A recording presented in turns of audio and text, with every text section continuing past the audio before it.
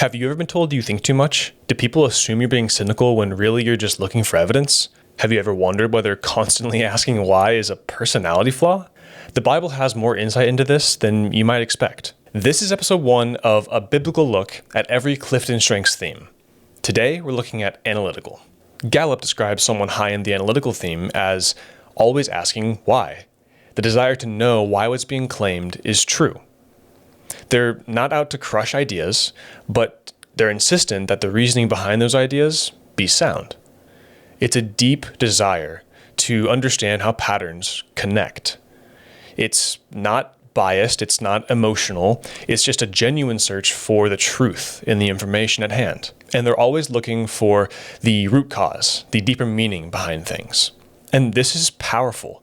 Even seemingly brilliant ideas can be revealed as not so brilliant whenever you take a look, but it can be dangerous.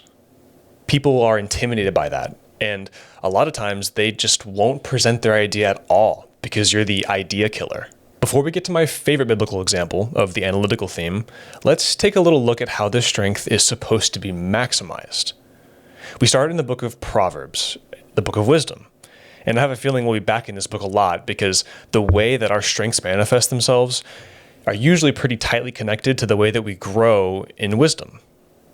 Proverbs 2, verses 1 through 6 says, "My son, if you receive my words and treasure up my commandments with you, making your ear attentive to wisdom and inclining your heart to understanding, yes, if you call out for insight and raise your voice for understanding, if you seek it like silver and search for it as for hidden treasures, then you will understand the fear of the Lord and find the knowledge of God."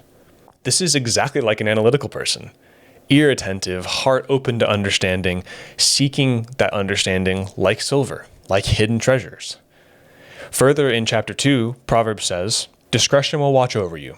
Understanding will guard you, delivering you from the way of evil, from men of perverted speech who forsake the paths of uprightness to walk in the ways of darkness." Understanding and discretion can actually protect you, can let you see straight through deception, straight through people's evil plans or selfish plans.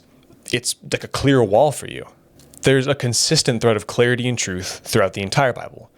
Paul's first letter to the Thessalonians says it rather plainly. Test everything, hold fast what is good. For someone high and analytical, that comes naturally. Testing everything is second nature, and being thorough through that process is what makes a deep investigation to find truth even possible at all. Now, my favorite biblical look at the analytical theme. Sometimes when people are presenting a new idea, they put their own twist on it. They kind of change how it's going to look to benefit them specifically. Or whenever they're giving feedback on an idea, they'll do the same thing. And someone high in the analytical theme is quick to sniff that out. There are two great examples of this in the New Testament, both actually occurring in the Pharisees' interaction with Jesus relative to their misunderstanding of the Sabbath. Example 1, the grain field. Jesus and his disciples are walking through a field, and they start picking grains to eat. They're hungry. The Pharisees call them out on this because it's the Sabbath, and you're not supposed to harvest on the Sabbath. Jesus responds in a way that is remarkably analytical. "Have you not read what David did when he was hungry, and those who are with him? How he entered the house of God and ate the bread of the presence, which it was not lawful for him to eat, nor for those who were with him, but only for the priests? Or have you not read in the law how on the Sabbath the priests in the temple profane the Sabbath and are guiltless? I tell you, something greater than the temple is here. And if you had known what this means, 'I desire mercy and not sacrifice,' you would not have condemned the guiltless. For the Son of Man is Lord of the Sabbath." Now, a quick side point, God and therefore Jesus exemplify all 34 of the CliftonStrengths to perfection. So this is not in any kind of way trying to assign a top 5 or a top 10 to Jesus. This is just showing a very good example of one of them. Or see example 2, the man with the withered hand. Almost immediately after, whenever Jesus and his disciples go to the temple, the Pharisees attack them again because Jesus healed a man whose hand was withered and useless. Jesus responds, "Which one of you who has a sheep, if it falls into a pit on the Sabbath, will not take hold of it and lift it out? Of how much more value is a man than a sheep?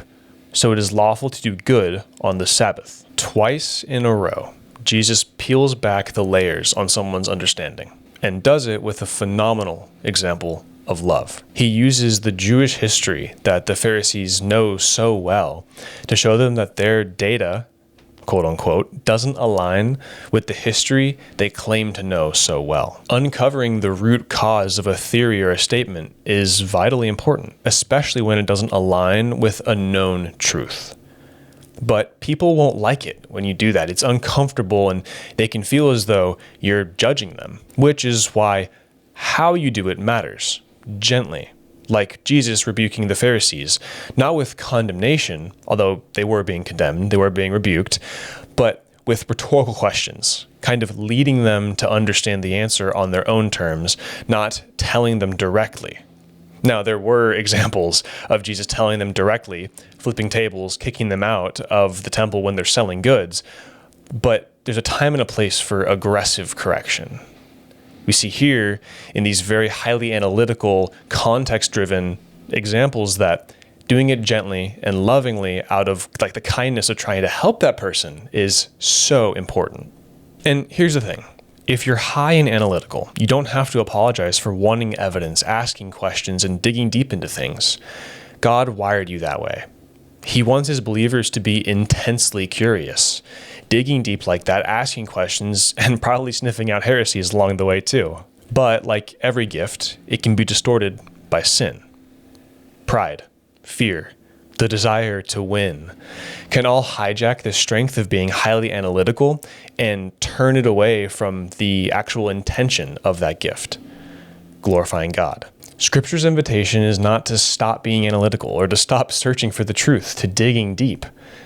It's to let that be guided, to be shaped by humility, love, and ultimately by Christ, who himself is truth, is love, is humility, and the example of how to be analytical.